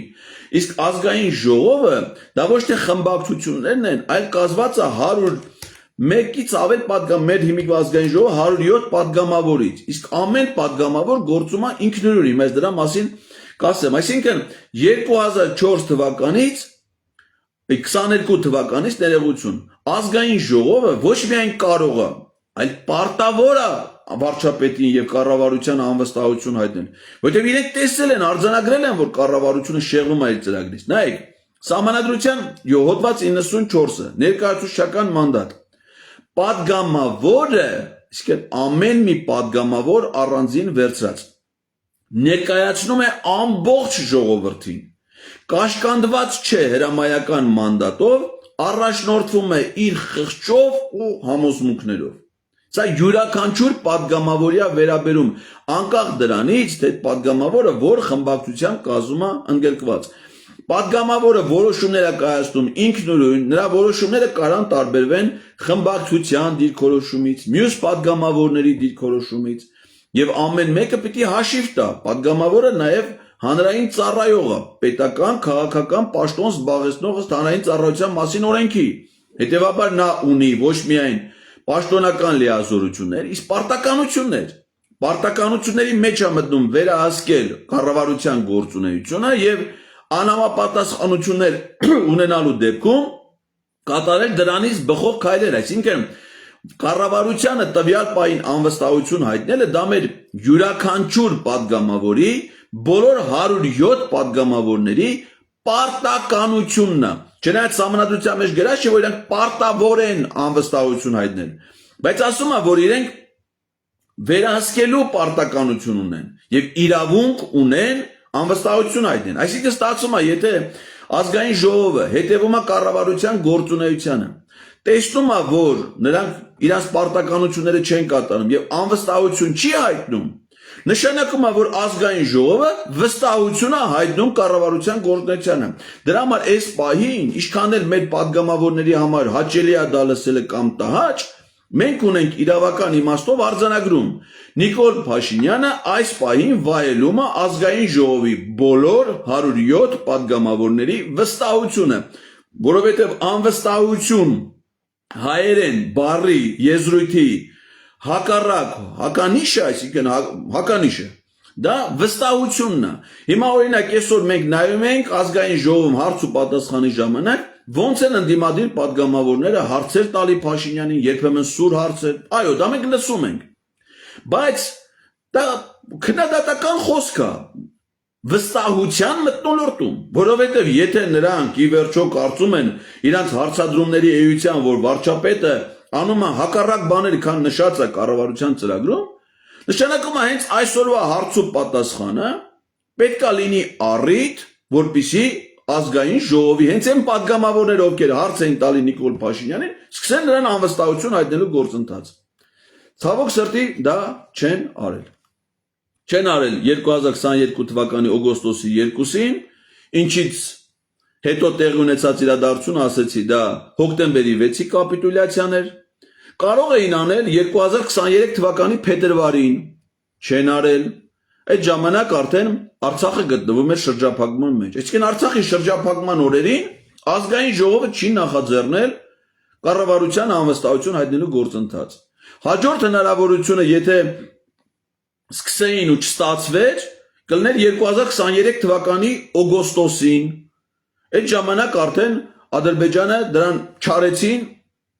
Ադրբեջանը հարձակվեց Արցախի վրա եւ տեղի ունեցավ Արցախի ամբողջական հայաթափումը եւ ցեղասպանությունը։ Դրան հաջորդեց Գրանադայի հայտարարությունը հոկտեմբերի 5-ի։ Հետո կարային անեն 2024 թվականի փետրվարին, չարեցին, դրան հաջորդեց Տաուշից տարածքների հանձնումը Ադրբեջանին։ Հիմա ինչ էին ասում մեր այս ընդդիմադիր падգամավորները։ Մենք հիմա ամեն ինչ այսօր մանրամասը կներկայացնեմ, որ որևէ մեկի մոտ հարցեր չառաջանա, այսինքն այս չի, որ հարցեր իրանք հարցեր դնում են, մենք դրանց պատասխաններից խուսափում ենք։ Իրանք ասում են, որ ընդդիմության ձայները նույնիսկ հիմա չի բավարարի, քանի որ իշխան Զաքարյանը կամ չգիտեմ Գեգամ Նազարյանը դուրս է եկել ընդդիմադիր խմբակցություններից, այդ 36 ստորագրություն անգամ չեն կարող ապահովեն, անգամ եթե ապահովեն ներկայացնեն ազգային ժողով, ապա քպեն դեմք քվեարկի այդ նախաձեռնությանը Նիկոլ Փաշինյանը կմնա վարչապետ։ Դրա համար ինչա պետք, որպեսզի ժողովուրդը իրանց տա ցուցաբերի աջակցություն։ Այն որ պիտի ժողովուրդը ցուցաբերի աջակցություն այդ գործընթացին, դա սահմանադրության մեջ գրած չի։ Այսինքն ազգային ժողովը կարա եւ պարտավոր է անվստահության գործընթաց սկսի, անկախ դրանից փողոցում մարդիկ կլինեն թե չէ։ Բայց մարդկանց ելնելը բնականաբար աջակցություն կլինի այդ գործընթացը ապահովելու համար։ Եվ պարզվում է, որ մեր падգամավորները դա նաեւ գիտակցում են, բայց չեն անում։ Օրինակ 2022 թվականի սեպտեմբերի 13-ին, երբ որ Ադրբեջանը հարձակվեց Հայաստանի վրա, այդ ժամանակ զոհված զինծառայողների ծնողներ եւ հարազատներ ազգային ժողովի մոտ կազմակերպեցին բողոքի գործողություն, անժամկետ գործողություն։ Ես էլ էի դրան մասնակցում։ Գիշերը մենք անցկացրեցինք ազգային ժողովի մուտքի մոտ։ Հետո սեպտեմբերի 14-ին, 15-ին Նիկոլ Փաշինյանը սկսեց իր խայտառակ ելույթները ազգային ժողովում եւ ինքնաբուխ մարդիկ այդ օրը ինձ ձերբակալեցին դիմակավորված ոստիկաններ, տարան ոստիկանության բաժին եւ այլն։ Հետո ինքնաբուխ մարդիկ երեկոյան հավաքվեցին ազգային ժողովի շենքի մոտ։ Դա երևս այդ պահին մինչև Տավուշ անուն հայրենիքի ուրեմն շարժումը, սա երևս ամենամեծ հանրահավաքն էր այս ամբողջ շրջանում։ Տասնյակ հազարավոր մարդիկ հավաքվել էին ազգային ժողովի շենքի մոտ։ Այնտեղ էին ազգային ժողովի բոլոր ընդդիմադիր падգամավորները որոնք նաև ելույթ ունեցան հարթակից, հիմա չգիտես ինչի մարդիկ այդ օրը հիշում են, որ ես եմ ելույթ ունեցել, Կարին Տոնոյանն է ելույթ ունեցել, այլ մարդիկ, բայց ոնց որ չեն ուզում հիշեն, որ այդ հարթակից նաև ելույթ է ունեցել Իշխան Սաղաթելյանը, Սեյրան Օհանյանը, Հայաստան խմբակցության ղեկավար, Հայկ Մամիջանյանը, պատիվ ունեմ խմբակցության ղեկավար, Գեգամ Նազարյանը, Արամ Բարթևանյանը, Ազգային ժողովի Հայաստան խմբակցության падգամավորներ։ Հետո ինչ արեցին падգամավորները։ Գնա ասեցին, մենք հասարակություն այդ ժամանակ պահանջում են, ասում էր հենց հիմա գնացեք Ազգային ժողովի շենք եւ սկսեք վարչապետին անվստահություն հայտնելու գործընթաց։ Падգամավորները գնացին Ազգային ժողովի շենք, մուտք գործեցին գիշերվա ուշ ժամին, բայց անվստահության գործընթաց չսկսեցին։ Հետո եկավ Հայաստան խմբակցության падգամավոր Արամ Վարդևանյանը, կարդաց հարթակից բոլոր ընդդիմադիր падգամավորների անունները, ասելով, որ բոլոր падգամավորները ստորագրել են։ Փորձեցինք հասկանալ ինչն են ստորագրել, ասեց, որ ստորագրվել է անվստահության նախաձեռնության տակ, բայց պարզվեց, որ ոչ։ Նրանք անվստահության նախաձեռնության տակ չէին ստորագրել, որովհետև անվստահության նախաձեռնության սահմանադրական պահանջը քիչ առաջ որ կարդացի, վարչապետի տեխնացու ունենալն էր։ Իսկ նրանք այդ ժամանակ վարչապետի տեխնացուի անուն չեն հրապարակել, այսինքն անվստահության գործընթաց չեն նախաձեռնել։ Ինչի հետևանքով էլ հանրային այդ շարժումը ավարտվեց, մարդիկ հեռացան առանց այդ գործընթացը ունենալու։ Սա մի դեպք, երբ որ հանրությունը դուրս է եկել փողոց, աջակցել է падգամավորներին, որ նրանք սկսեն անվստահության գործընթաց, բայց նրանք դա չեն արել։ Մյուսը դա եղել է 2024 թվականի մայիսին, երբ որ Սրբազան պայքարի արդյունքում Բագրատ Սրբազանի առաջնորդությամբ տեղի է ունեցել թերևս ամենամեծ հանրահավաքը։ Դա եղել է 2024 թվականի մայիսի 9-ին։ Իսկ ինչ ա եղել դրանից առաջ։ 2024 թվականի մայիսի 2-ին Ազգային ժողովի Հայաստան խմբակցության падգամավոր Հայաստանյան Գերագույն մարմնի ներկայացուցիչ Իշխան Սաղաթելյանը, որը նույնպես հաճախ խոսում այս թեմայով, Facebook-ում կատարել է հետևյալ գրառումը, որից անվստահության գործընթացին վերաբերող մասը ես հիմա կկարդամ ամբողջությամբ։ Նա գրում է. Ինչու հենց հիմա չի նախաձեռնվում իմպիչմենտի գործընթաց։ Ուշադրություն, սա մայիսի 2-ն է, Սրբազանի մայիսի 9-ի հանրահավաքից ընդամենը մեկ շաբաթ առաջ։ Իշխան Սաղաթելյանը գրում է. այս պայքարի տրամաբանական ավարտը կարող է դառնալ Ազգային ժողովում իմպիչմենտի գործընթացի նախաձեռնումը, սակայն ժամանակից շուտ այդ գործընթացի նախաձեռնումը եւ այն երաշխավորված տապալման տանելը մենք անթույլատրելի ենք համարում։ Մենք կգնանք այդ գործընթացին, երբ փողոցում կլինի անհրաժեշտ եւ բավարար ուժ ժողովրդի կամքն արտահայտելու համար։ Ուստի առաջիկայում բոլորիս քայլերը պետք է ուղղված լինեն այդ ուժի կուտակմանը։ Ես հասկացա, երբ որ այդ գրառումը կարդացի, որ Ազգային ժողովում ընդդիմադիր խմբակցությունները, առնվազն Հայաստան խմբակցությունը, արդեն ունի վարչապետի որոշակի տեխնացու, որոշման նախագիծ հիմնավորում, որ ասում է ցանկացած պահի մենք կարող ենք դա սկսել։ Իսկ եթե մեկը գրում է, որ իրանք այդ գործընթացը կարող են սկսել, նշանակում է ծանոթ է դրա պայմաններին, որոնցից է նաև վարչապետի տեխնացուն։ Եվ իրեն մնում էր, որ չնայած նորից եմ ասում, սահմանադրությունը տես պահանջ չուներ, բայց ասում մենք այդ գործընթացը կսկսենք այն պահին, երբ փողոցում կլինի անհրաժեշտ թվով բավարար ուժ ժողովրդի կամքն արտահայտելու համար։ Բագրատ Սրբազանը ոչ մի անակնկալ, ոչ մեզ, ոչ падգամավորներին չի մատուցել։ Նա իր երթը Տավուշից, Կիրանցից սկսել է մայիսի 4-ին, հայտարարելով, որ մայիսի 9-ին ինքը լինելու է Երևանում Հանրապետության հրապարակում։ Եվ իր խոստմանը համաձայն, չնայած շատ արագ էր քայլում, բայց երթուղին կազմակերպվել այնպես, որ մայիսի 9-ին Բագրատ Սրբազանը եւ տասնյակ հազարավոր մարդիկ հավաքվեցինք Հանրապետության հրապարակում։ Այդ ժողովրդի ուժը ակնկալվող կար, պահանջը կար, բայց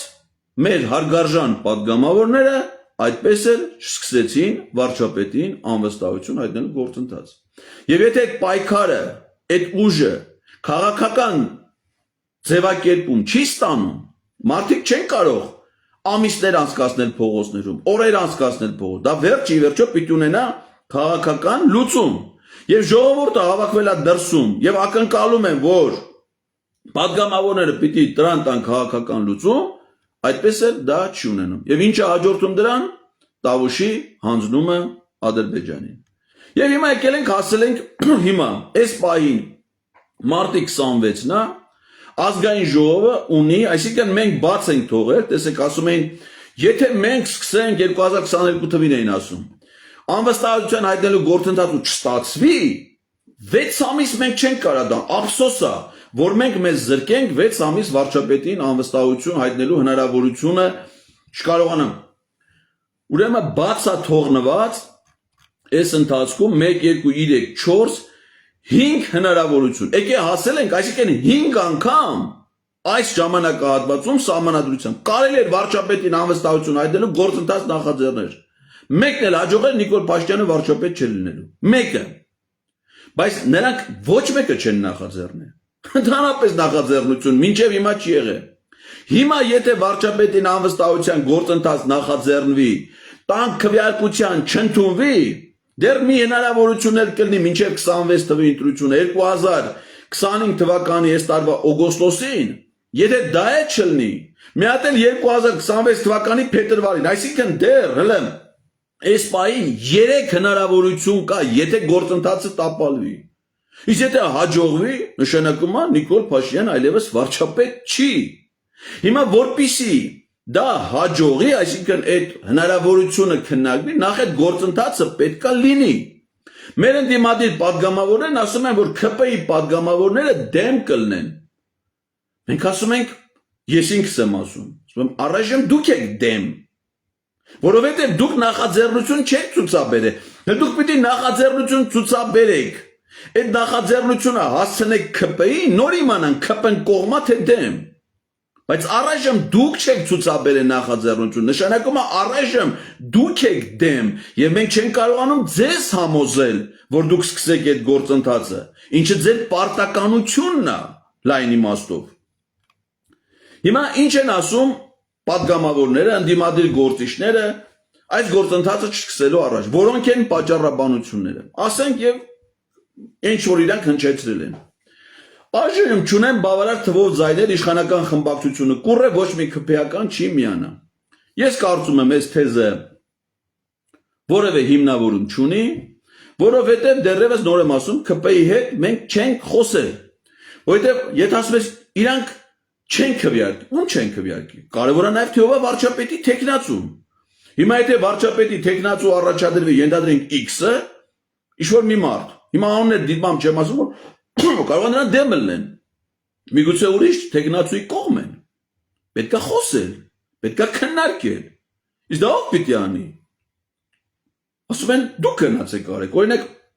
մեր հարգարժան իշխան Սաղաթելյանը, որի մասին խոսում ենք, վերջերս թերթերին տվել է հարցազրույց, ասում է բոլոր այն մարդիկ, ովքեր որ խոսում են անվստահության մասին, թող գնան ՔՊ-ից թեկուզ մի падգամավոր բերեն, որ ասեն ինքը դրան կողմ կքվի։ Նույն ասում են 22 թվին։ Ասում են մենք ազգային ժողովում ենք, այդ որ ստորագրել էին։ Մենք 36 հոգով ստորագրել ենք, դուք գնացեք 18 հոգու էլ դուք բերեք, թող ստորագրեն, մենք ինչի տակ ստորագրի։ Եթե դուք վարչապետի տեխնացու չեք առաջադրել, պարզ չի թե ով է, ինչի տակ պիտի ստու նախաձեռնություն պիտի լինի, չէ։ Այսինքն մարդիկ գան ՔՊ-ի падգամավորները ստորագրեն մի նախաձեռնության տակ չիմանալով թե ով ալելու վարչապետը, դες բան սահմանադրությունը չի նախատեսում։ Ով է ձեր տեխնացուն։ Ես ասում եմ լավ, ասենք նա մեռավ այսօր։ Ձեր տեխնացուն ով է որ խմբակցությունը պիտի առաջադրի։ Դուք դեռ իրավունք ունեք։ Ինչի եք վախենում ասելու։ Ես կարծում եմ որ վախենալու բան չկա։ Հայաստան խմբակցության համար շատ որոշակի պետք է լինի թե ով է իր վարչապետի տեխնացուն։ Ես պատկերացնում եմ ով է։ Դա Ռոբերտ Քոչարյանն է։ Որովհետև Հայաստան խմբակցության դաշինքի առաջի համարը առաջնորդողը եղել է Ռոբերտ Քոչարյանը։ Ընտրական օրենսգրքում էլ ասվում է, որ ցանկացած ցուցակի առաջի համար դա վարչապետի տեխնացու է։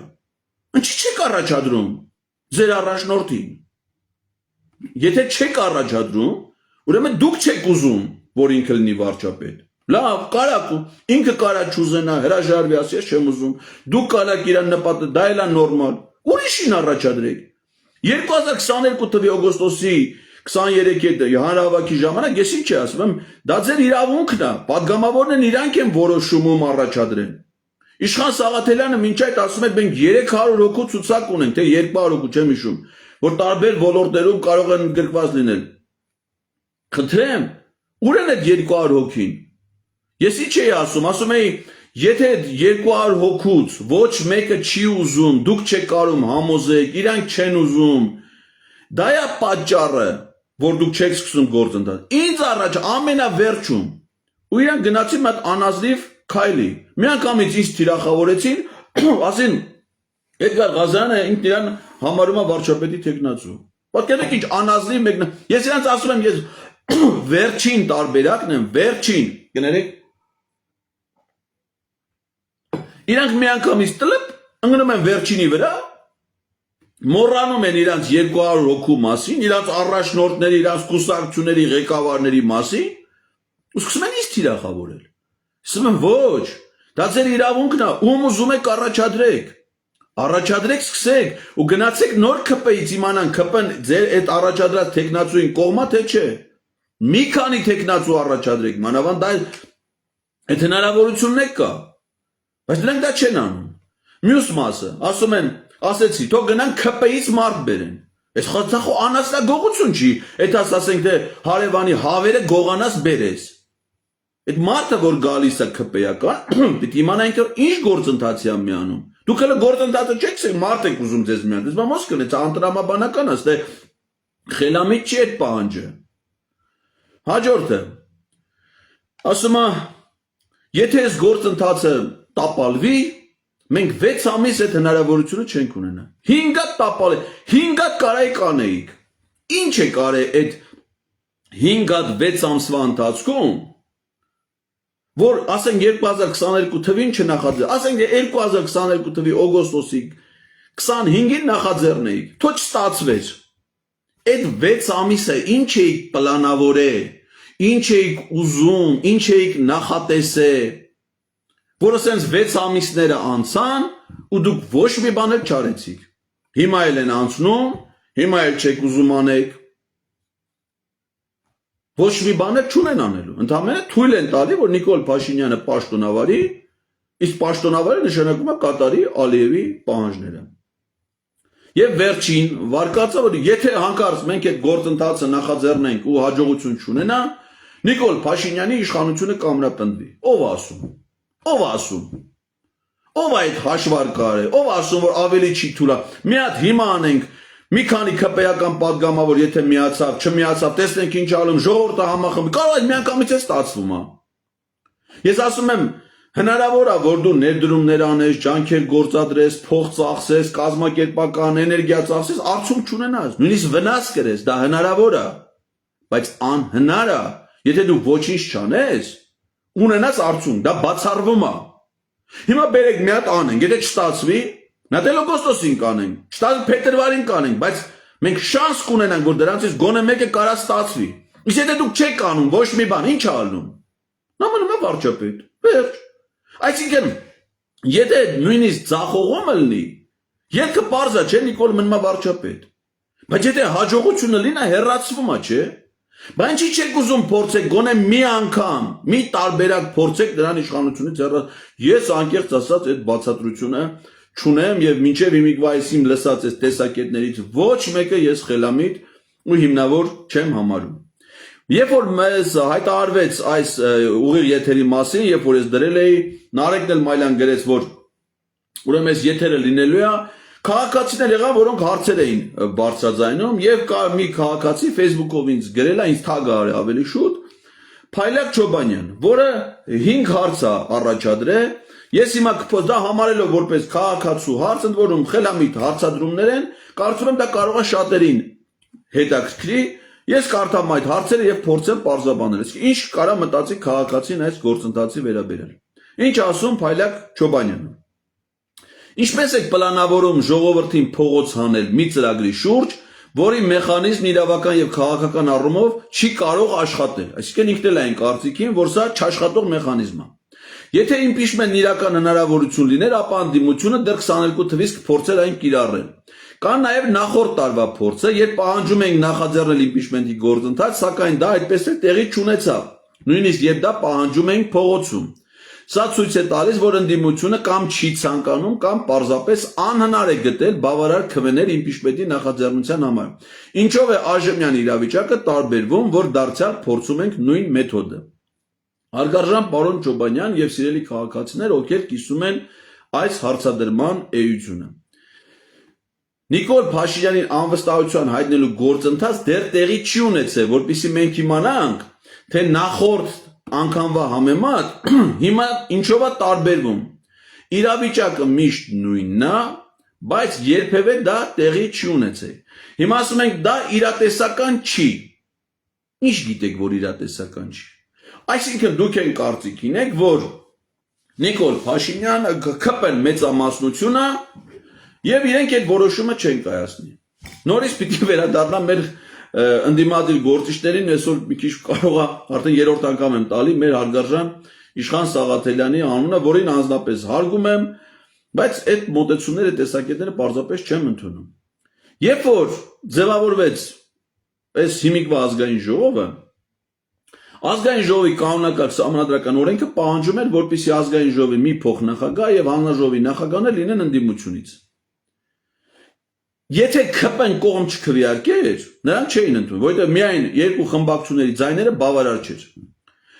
Ազգային ժողովի ընդդիմադիր խմբակցությունները Իշխան Սաղաթելյանին առաջադրեցին ազգային ժողովի նախագահի տեղակալի պաշտոնում։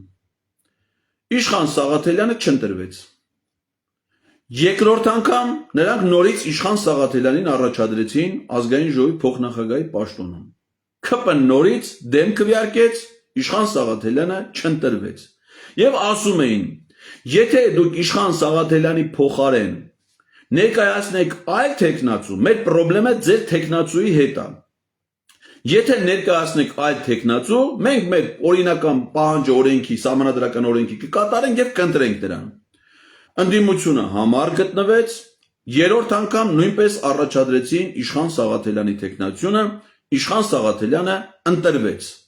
Իսկ հետո իրենք հավաքվեցին առանց Իշխան Սաղաթելյանի կարծիք լսելու հանել են։ Հիմա Իշխան Սաղաթելյանը այժմ փոխնախագահ չի, պաշտոնը թափուր է։ Հիմա հարց.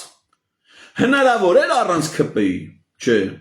Հնարավոր դարձավ, չէ, ինչի համար։ Սկզբում հիմա ես ուզում եմ իմանալ Իշխան Սաղաթելյանի ազգային ժողովի փոխնախագահ լինելը մեր ընդդիմության երկու խմբակցությունների համար ավելի կարևոր սկզբունքային հարց է, քան վարչապետին անվստահություն հայտնելը։ Բայց հարցումը չէին այդպես սկզբունքային վճռական իրատեսական չէր, չէ։ Մարդիկ ասում էին, եթե իրան առաջադրեք չեն գտնի, իրատեսական չէր, չէ։ Բան չի պայքարեցին։ Բա պայքարեցին արդյունքի ասան։ Բայց հարցումը չի չեն ուզում պայքարեն։ Արթուր Ղազինյանին Հայաստան խմբակցությունը ուշադրություն 15 անգամ առաջադրել է ազգային ժողովի պաշտպանության եւ անվտանգության հարցերի հանրաժողովի նախագահի տեղակալի պաշտոն 15 անգամ։ Նրանք ասում էին Արթուր Ղազինյանին մենք չենք ընտրելու։ Ես ուզում եմ անամ, եթե նրանք ասել էին, որ չեն ընտրելու 9-րդ անգամ, չեմ ասում, 10-րդ անգամ, 11-րդ անգամ, 9-րդ անգամ առաջադրելուց ինչ էին մտածում։ Ինչի էր այդպես սկզբունքային, որ պիտի Արթուր Ղազինյանը լինի հանրաժողովի փոխնախագահ, բայց չեն պայքարում, այդպես սկզբունքային չեն ելնում վարչապետին անվստահություն հարցնելու հարցում։ Սրանք բացատրություններ են, որոնք չկա, հարգելի պարոն Չոբանյան։ Այսինքն, երբ որ լինի նախաձեռնություն, այդ նախաձեռնության համար մենք բոլորս միասին պայքարենք եւ աջակցենք падգամավորներին, ես համոզված եմ, ունեմ ներքին համոզում, որ մենք կունենանք ցանկալի արդյունք։ Երկրորդ հարցը. Ինչպես եք ապահովելու 30 падգամավորի ստորագրություն իմպիչմենտի նախաձեռնության սկսելու համար։ Մինչև հիմա ընդդիմությունը երբևէ չի կարողացել հավաքել այդ թիվը։ Ավելին, ինչպես ժամանակը բացահայտեց Գեգամ Նազարյանի օրինակով, ընդդիմադիր դաշտում կան մարդիկ, որոնք գործնականում չեն ապահովում 36 ստորագրություն։ Էլ չենք խոսում գործընթացի լիարժեք իրականացման մասին։ Ինչու եք վստահ, որ հիմա դա հնարավոր է։ Ուրեմն այդ նախաձեռնության համար 36 ստորագրությունը անհրաժեշտ է գործընթացի ֆորմալ կողմը ապահովելու համար։ Այսինքն, որպեսզի 10 թղթերը ազգային ժողովի նախագահին, այսինքն որպեսզի որոշումը դրվի քվեարկության, պետք է հասնես ազգային ժողովի նախագահին։ Ազգային ժողովի նախագահին հանձնելու համար պետք է նվազագույնը 36, ոչ թե հենց 36 հատ։ Խտերը կարելի է հանձնել նաև 60 ստորագրությամբ։ Եվ ես կարծում եմ, որ հենց տենց էլ պետք է անել, որովհետև եթե մենք ակնկալում ենք, որ ՔՊ-ից падգամավորներ պիտի միանան այդ նախաձեռնությանը, ապա նրանք պիտի միանան ոչ միայն քվեարկության ժամանակ, այլ որպեսզի մենք վստահ լինենք, որ իրանք նաև քվեարկելու են, իրանք պիտի միանան նախաձեռնության ժամանակ։ Այսինքն 36 պետք չի մեզ։ Մեզ պետք է 60, որովհետև որոշման ընդունման համար պետք է 54 կողմ ձայն։ Հետևաբար մեր հույսը Գեգամ Նազարյանը չի, Իշխան Զաքարյանը չի։ Մեզ պետք է հիմա, որ գոնե մի падգամավոր վերցնի մի հատ թուղթ անվստահության գործընթաց ու իր ակտիվությամբ, իր նախաձեռնությամբ, ժողովրդի աջակցությամբ գնանք ապահովենք մյուս բոլոր падգամավորների ստորագրություն այդ տրամաբանական, սահմանադրական որոշման համար։ Այնպես որ մեր խնդիրը 36 ստորագրությունը չի, այլ շատ ավելին։ Ուրեմն այս 36-ի թիվը մոռանում ենք ընդհանրապես։ Մեզ պետք է 54 падգամավոր։ Բնականաբար, եթե նրանցից 36 մինուս 2-ը ընդդիմությունից են, ապա մեզ պետք է պլյուս առնվազն 20 падգամավոր նաև քաղաքացիական պայմանագիր խմբակցությունից, դրանց 69 հոգուց։ Չասեմ են երկու մորորյալները, որոնք հիմա մնացել են երրորդ շարքերում։ Երրորդ հարցը. ինչպես եք ստիպելու ԱԺ-ին նիստ հրավիրել, եթե նույնիսկ 36 ստորագրություն ապահովի, երբ իշխանությունը կարող է տարբեր ձևերով խոչընդոտել, ձգձգել գործընթացը կամ ուղղակի գումարել նիստը եւ չկայացնել դրան, ինչին ականատես ենք եղել բազմիցս։ Նման ռիսկեր կարա լինի, որ ազգային ժողովի падգամավորները փախնեն, չգան նիստին, չմասնակցեն քվեարկությանը։ Դրա համար մենք ասում ենք, որ այս գործընթացը հիմա գործնականում կիրառելու համար միայն падգամավորների նախաձեռնությունը բավարար չի։ Պետք է լինի падգամավորների նախաձեռնություն եւ փողոցում հանրային աջակցություն։ Այսինքն ինչքան մարդ, որ մենք հավաքվել ենք մայիսին հանրապետության հրապարակում, այդքան մարդ, 10 այդքան մարդ գնանք ազգային ժողովի բակում նստենք, մեզ պետք չի ազգային ժողովի շենքի վրա հարձակվել, մեզ պետք չի որևէ մեկի քիթը արունոտել, մեզ պետք չի որևէ մեկի հետ վիճաբանել, ոստիկանների հետ զրույցի բռնվել, ասել, որ դուք Թուրքիա եք ծառայում, ձեր կերածի մեջ այրոտ, այս բաներ պետք չի ասել։ Պետք մենք ուղղակի նստում ենք ազգային ժողովի բակում, հանգիստ, խաղաղ, ցույց տալու համար, որ մենք աջակցում ենք այդ գործընթացին։ Իրանք չեն կարող հաշվի չնստել ժողովրդի կամքի հետ։ Այսինքն փողոցային պայքար պլյուս անվստահության գործընթաց։ Այս երկուսը միաժամանակ են այդ խնդիրը լուծելու։ Եթե անվստահության գործընթաց չկա, հանրահավաքները անմտություն են հիմա։ Ես էլ եմ հանրահավաքների մասնակցում, ելույթներ եմ ունենում, ինձ հետաքրքիր չեն իմ ելույթները այդ հանրահավաքում։ Իմ ելույթներն ինձ հետաքրքիր չեն։ Մենք չենք գնում ելույթներ լսելու համար։ Պետք է գործընթաց, որի համար պետք է լինի հանրային աջակցություն։ Դա պետք է լինի միաժամանակ։ Իսկ երբ որ դա լինի, հարգելի պարոն Չոբանյան, ապա այդ ժամանակ հնարավոր չի, որ ԿՊ-ն խուսափի։ Չորրորդ հարցը. ինչպես եք պատկերացնում, որ 16 ԿՊ-ական падգամավոր կողմ քվեարկեն եւ նրանք քաղաքական ու անձնական շահեր ունեն այս իշխանության շարունակության մեջ եւ հասարակապես կիսում են թուրք-ադրբեջանական պիտակը։ Իսկ ով ասում, որ նրանց հետ չպետք է աշխատել։ Այո, նրանք հիմա մի խմբակցություն են, աջակցում են Նիկոլ Փաշինյանին, տեսնում ենք դա։ Ես երևակայական մարդ չեմ, ես ֆանատիկ չեմ, ես երազների չեմ հավատում, հեքիաթների չեմ հավատում։ Ես պետական բարձր պաշտոններ եմ զբաղացրել, բիզնեսում եմ աշխատել, ես շատ պրագմատիկ դատողություններ ունեմ։ Ես վստահ չեմ, որ հիմա ԿՊ-ում падգամավորները կոնյակը դրել են իրենց դարակներում, շոկոլադը պահում են, որ երբ որ մենք գնանք նախաձեռնությամբ, իրանք միանգամից ստորագրեն, հետն էլ կոնյակը բացեն, ասեն, դե բերեք մի բաժակի խմենք մեր գործի հաջողության կենացում ես ճամփեն։ Ոչ, դες չի լինելու։ Շատ դժվար է լինելու, այո։ Մենք ոչ թե պետքա ճնշում գործադրենք ԿՊ-ի падգամավորների վրա, այլ ճիշտ հակառակը։ Ժողովրդական լայն զանգվածներով նրանց ազատենք այն ճնշումներից, որի տակ իրանք հիմա գտնվում են։ Իմ նեմնիմի ոդքասթի ժամանակ, երբ որ հյուրեր Հովիկ Աղազարյանը, նա մանրամասն պատմել է, թե ինչ ճնշումների տակ են գտնվում ԿՊ-ի падգամավորները, որ նրանց ստիպում են որոշումներ կայացնել, հանձնարարականները գալի հեռախոսների վրա ստեղ գնալ, ստեղ չգնալ, սենց քվեարկելը, հիմա մեր խնդիրը նրանց գոնե 20 հոգու ազատագրել այդ կապանքներից, միգուցե դա ավելի դժվար կլինի Ալեն Սիմոնյանի պարագայում, Ռուբեն Ռուբինյանի, Հայկ Կոնջորյանի կամ Արթուր Հովհաննիսյանի, բայց ընդ պատգամավորներ կան, որոնց չենք լսել, չենք ճանաչում, չենք տեսել, հանգիստ իրանց համար նստած օրական ձերակերությամբ են զբաղվում, անսավեր մինիմում դրանք ամսեկան մոտարապես իրանց հայտարարներով 1 միլիոն դրամ ամսեկան փող են ստանում։ Նրանց հետ պետք է աշխատել, այո, դժվար է լինելու, բայց հնարավոր։ Մենք պիտի հասկանանք, որ սա խնդրի լուծման միակ տարբերակն է։ Հետևաբար մեր բոլոր ջանքերը, բոլորիս բոլոր ջանքերը պետք է ներդնենք այդ խնդրի լուծման համար։ Հակառակ դեպքում դրանք կմնան։ Եթե նույնիսկ 54 ստորագրություն լինի, ինչը կրկնում եմ անհնար է, պարոն ինչ էր մեր ընկերոջ ազգանունը Չոբանյանի,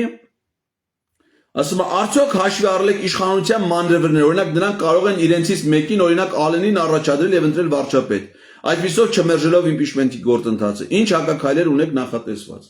Ես չեմ կարծում, որ այս իշխանությունը կունենա այլ վարչապետի տեխնացու, քան Նիկոլ Փաշինյանն է, նման մթնոլորտ ընդեղ չկա, նման գործիչ ընդեղ չկա, որ կարա փոխարինի Նիկոլ Փաշինյանին, թերևս միակ հավակնորդը, որ ռեալ հավակնություն ունի վարչապետ դառնալու, դա վարչապետի հիմիկվա կինն է, Աննա Հակոբյանը։ Բայց չեմ կարծում, որ նա էլ այդ հնարավորությունը կունենա։ Եթե ժողովուրդը դուրս եկավ փողոց եւ ընդդիմություն ունեցավ միասնական տեխնացու, ապա անխուսափելիան նրա հաղթանակը ստեղ կպեն մանրևեռելու որևէ հնարավորություն չի ունենա։ Հիմա իրավական առումով ինչ մեխանիզմներ կան։ Ուրեմն միաժամանակ պարտադիր չի որ լինի մեկ գործընթաց։ Միաժամանակ օրինակ հիմա ես ասում եմ սահմանադրության եւ ազգային ժողովի կանոնակարգին համապատասխան։ Ազգային ժողովում կա 34 ընդդիմադիր պատգամավոր, 10 հոգի առանձին վերցրած պատգամավոր կարա նախաձեռնի վարչապետին անվստահության գործընթաց։ Այսինքն մենք հիմա ունենանք 10 գործընթաց։ Օրենքը ասում է ինչա պետք դրա համար։ Առաջին ազգային ժողովի որոշման նախագիծ, երկրորդը այդ նախագծի հիմնավորում, այս երկուսը հեշտ է, կա, երրորդը վարչապետի տեխնացու եւ առնվազն 36 ստորագրություն այդ թղթի տակ դրած։ Հիմա գնում ենք հերթով, որոշման նախագիծ դրան չենք անդրադառնում, դա գրած պատրաստ է հիմնավորումները։ Մի պատգամավոր ասում է իմ վարչապետի տեխնացուն Ռոբերտ Քոչարյանն է, երկրորդն ասում է իմ վարչապետի տեխնացուն Արմեն Աշոտյանն է, երրորդն ասում է իմ վարչապետի տեխնացուն Արման Թաթոյանն է, չորրորդն ասում է իմ վարչապետի տեխնացուն Հրանտ Բագրատյանն է, մեկն ասում է իմ վարչապետի տեխնացուն Եսիմինչյանն է, ուսես 10 հատ օրենքը թույլ է տալի, որ պատգամավորը ստորագրի 10 հատի տակ, այսինքն ես պատգամավոր եմ, ինձ իմ գործընկերները բերում են, ասում են մենք նախաձեռնություն ունենք վարչապետին անվստահություն հայտնելու։ Ես որպես 11-րդ պատգամավոր, որ սեփական նախաձեռնության հեղինակ չեմ, իրավունք ունեմ դրանցից 10-ի տակ է ստորագրել, որտեղ ասում եմ իմ համար մեկը կարևորը Նիկոլ Փաշինյան չլինի, 10-ից ով է լինի ինձ համար լավ է, տվեք ես 10-ն ստորագրում եմ։ Մյուսը կարող ասի ես 10-ից այս մեկին Ղազարյան Էդգարը ես չեմ սիրում, ես դա անում չեմ ուզում լսեմ։ Ռադարադրան։ Այն 9-ն եմ ստորագրում։ Մյուսը կարող ասի ես այդ առաջարկածներից մենակ Արման Թաթոյանի տակ ստոր։ Կավայ, դու Արման Թաթոյանին ստորագրում եմ մենակ դա։ Ի վերջո ստացվում է պրայմերիզի պես մի բան, որ ով է ամենաշատ ձայներ ստացած հեկոս ընդդիմադիր է 34 պատգամավորների շրջանում։ Ով է ամենաշատ քվեներ վստահություն ստացած տեխնացուն։ Եթե դա է, մյուսներին ասում ենք դուք ձեր նախաձեռնություններից հրաժարվեք, թող մնա մենակ դա, մյուս քաղաքական ուժերը, որ դրսում կան կանգնած, բոլորս դուրս են գալի փողոց ի աջակցություն այս նախաձեռնության ու արդեն գնում են ՔՊ-ի հետ աշխատելու։ Պարտադիր չի դա դնել ազգային ժողովի նախագահի սեղանին, որ սկսի 48-ից 72 ժամի աշխատելու գաղափարը։ Ոչ։ Մենք հենց գնում ենք ՔՊ-ից ստորագրություն, հանդիպում ՔՊ-ի ուղիղ եթերում, հետո մեզ հանդիպում է ժողովուրդը դրսում սպասում է։ Այդ նույն ՔՊ-ի падգամավորը, որ չի ստորագրում, հետո դուրս է գալի ժողովրդի մոտ, չէ՞։ Այդ ժողովուրդը գալիս ասում Արիստել է։ Ենթադրենք, Տրթած Սարգսյան, Վայոց ձորի ժողովուրդը կանգնած է, դու քո հերը Եղեգնաձորցի է, դու Վայոց ձորցի ես, մեր մարզպետն ես։ Լարիստե տենամ, ինչի՞ չես ստորագրում, արա։ Ինչ հիմնավորում ունես, որ չես ստորագրում։ Ճիշտ է։ Կարող է համոզում են։ Մանկավարժություն կա, չէ, ազդեցություն կա, բարդ է, չէ, կարող ասի, արա, իսկական է, այսքան ժողովուրդ, գնացել ենք խելքներս տվել ենք Նիկոլին, այս երկիրը վարենք տվել, մեզ էլ է խաբում, այս ժողովուրդին էլ է խաբում, սաղ են խաբում, այս նույն ժողովուրդը 18 թվին եղել էր մեծ էր քվյար, հիմա էլ են սաղ մեր դեմ, կարող է քվյարկում է, կարող է ստորագրում է, այդ ձևով պետք է հավաքվի մնացած 20 հոգու ստորագրությունը, երբ որ ելնում է, դա դրվում է քվյարկության, երբ որ դրվում է քվյարկության, այդ 48 ժամ, 72 ժամում, այդ նիստը անխուսափելի պետք է լինի, ժողովուրդը դրսում կանգնած, դա պահանջում է, լավ ասենք չի ստացվում, լավ պատկերացեք արեցինք, 5 պատգամավոր միացավ ԿՊ-ի, ի վերջո չստացվեց, դրեցինք քվյարկության ու չանցավ, հետո ինչ են կորցնում, կորցնելու բան չկա, որովհետև Նիկոլ Փաշինյանը կմնա վարչապետ, չէ, եւ որ չանենք է կմնա, հետևաբար ինչի չենք փորձում, ինչի չենք անում դա, այդ հնարավորությունը ինչի մենք չենք օգտագործում, ես դա չեմ կարող հասկանալ, հետևքում հարց առաջանում, իսկ ինչի դա չեն անում, տրամաբանական հարց, միգուցե չունեն վարչապետի թեկնածու, կամ իրենք ունեն իրենց վարչապետի թեկնածուն, ասենք ընդդիմադիր խմբակցությունները, բայց մտածում են, որ դա իրենց սրտով թեկնածու է, հասարակությունը դրան դրական չի վերաբերվի, չեն աջակցի, դուրս եկեք խոսեք հասարակության հետ, բայց մենակ թեկնածու չունենալու համար չանել այս գործընթացը, երբ որ թեկնածուն ըստեղ 100-րդական է, մեր նպատակը ոչ թե ինչ-որ մեկին վարչապետ ընտրելն է, այլ վարչապետին հեռացնելն է, հետևաբար ցանկացած խելամիտ տեխնացիով, որի շուրջ կարելի է որոշակի գեներացիան էլ հանրային ուժի, պետք է նա գտնել, ինչ Հայաստանում ամենալավ վարչապետը ստացվում է Նիկոլ Փաշինյանն է։ Ուրեմն մեր հասարակության մեջ չկա մի մարդ, որ կարող է նրան փոխարինի վարչապետի պաշտոնը, սենց բան ո՞նց կարելի է մտածել։ Երբ որ նա ամենավատն է, մեր հասարակության մեջ միակ մարդը, որ պիտի վարչապետ չլներ ինքն է։ Ուրեմն այս թեզը պետք է հանել, մոռանալ։ Միգուցե կորցրել են իրաց պայքարի ուժը, չեն ուզում պայքարեն, իրանց կարող է մեր ընդդիմադիր պատգամավորների համարել է կամֆորտ։ Ես ասենց հարցերը տալիս է YouTube-ում իրաց տեսանյութերը կտարածի եւ ասած, «Իսկ ի՞նչ լավ հարց տվես մեր պատգամավոր, այսինչանը»։ Վարչապետը կատաղեց, գժվել էր, դեղերը չեր խմե բան, հետո անցավ։ Նա մնաց վարչապետ։ Մեզ պետք է որ ցես մի հատ լավ հարց տանք ու հետո այնպես կամֆորտ, այնպես հպարտ։ Այն օրը ես էլ եի գնացի ազգային ժողով խորհրդանական լսում, մի հատ հարց է ես եմ հպարտ։ Ում է պետք հարցը, ում է պետք։ Գործընթացը չէ կարևոր։ Այսինքն պետքա պայքարել, պետքա ջանք գործադրել, առանց դրա արդյունք հնարավոր չի ակնկալել։ Միգուցե իրանք կորցրել են իրանց պայքարի ուժը։ Պետքա մենք իրանք ստիպենք, որպեսզի իրանք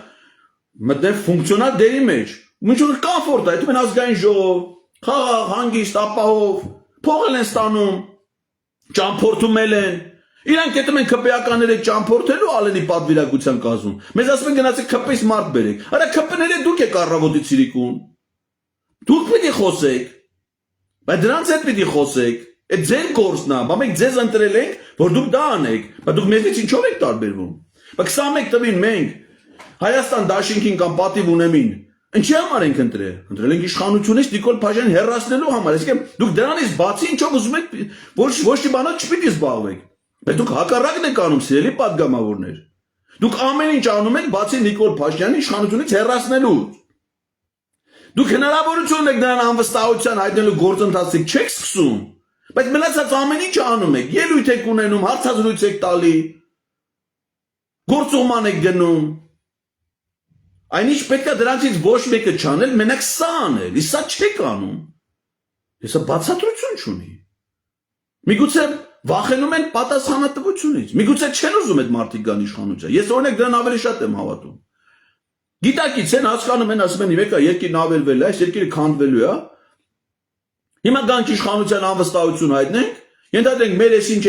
մեր առաջնորդը, մեր մեծ դառնա վարչապետ, Ադրբեջանը քարցակի պատերազմ կլինի, Սամվել Շարամանյանի օրը կգնենք։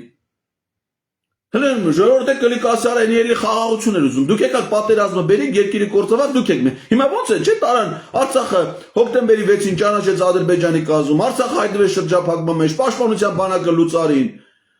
Արայք Հարությունյանը Իլհամ Ալիևի պահանջով հրաժարական տվեց, Սամվել Շարամանյանը պիտի ինտերվեր դեր Արցախը պիտի նախագահ ունենա։ Ասի Սամվել Շարամանյանն է մեղա, ինքը թուղթ ստորագրեց։ Կարող է մենք ենք ստորագրել, ինքն է ստորագրել։ Հիմա նույնը վախենում են կարող է սրանից։ Հայաստանից է նույն բանը, բայց դա բացատրություն չունի, որովհետև Դա լինելու է, չէ՞, փոփոխության իմաստը դա կանխելն է։ Եթե դա լինելու է, դա միևնույնն է լինելու է, սա շանսը կանխելու դա։ Հետևաբար պետք է ստանձնել այդ պատասխանատվությունը։ Բայելով, եթե ոչ քաղաքական ուժերը, բայելով, եթե ոչ մեկը մեր հասարակությունից։ Հետևաբար սա էլ բացատրություն չունի։ Իսկ դրա փոխարեն մեր ընդդիմադիր դաշտը ինքն է քայքայվում։ Նայեք ինչ է կատարվում այսօր խորհրդանում։ Հայաստան խմբակցություն։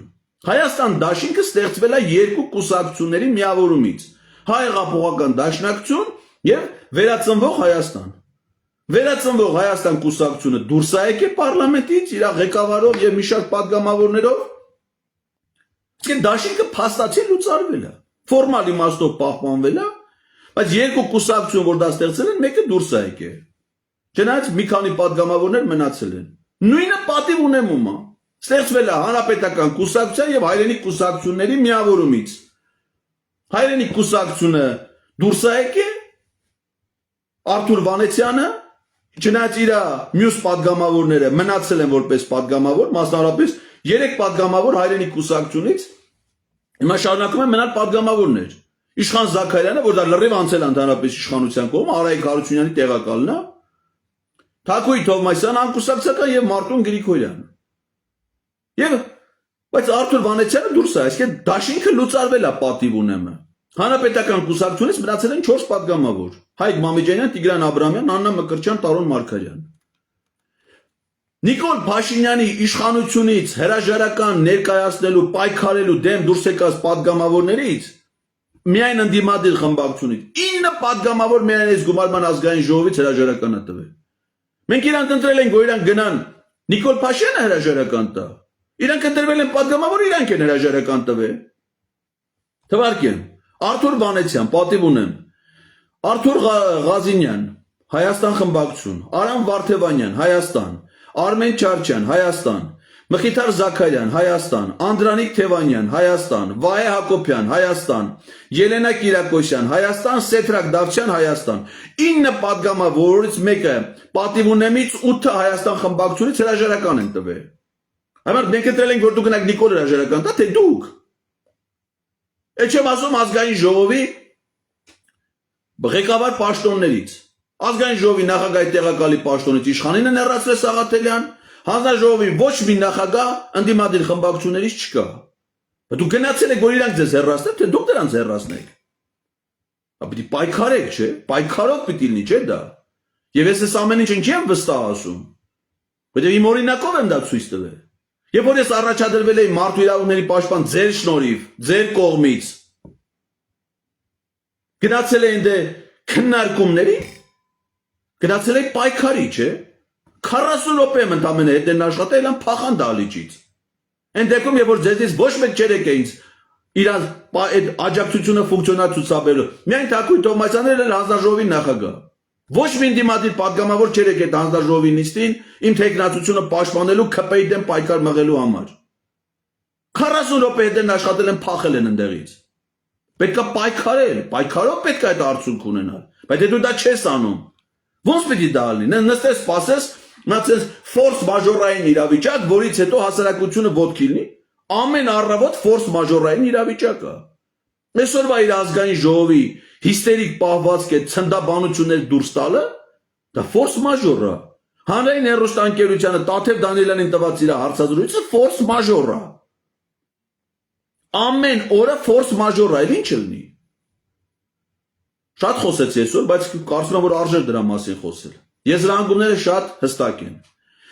Նիկոլ Փաշինյանի իշխանությունից հեռացնելու բոլոր հնարավոր տարբերակներից միակը հիմա որ մնացել է ռեալ, ես չեմ ասում հեշտ, տենց միանգամից իրագործող, բայց միակ ռեալ տարբերակը, որ հնարավոր է դրան իշխանությունից հեռացնել,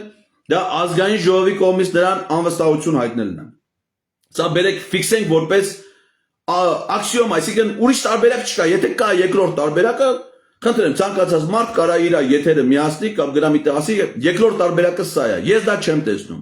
Միակ տարբերակն է նրան իշխանությունից հեռացնելու անվստահություն հայտնելը։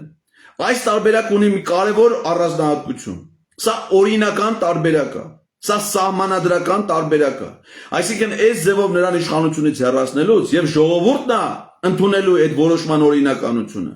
եւ միջազգային գործընկերները։ Այսինքն, եթե որևէ մեկը մտածի, որ չէ, պիտի sense փողոցում շենքեր գրավել, տրաքասներ,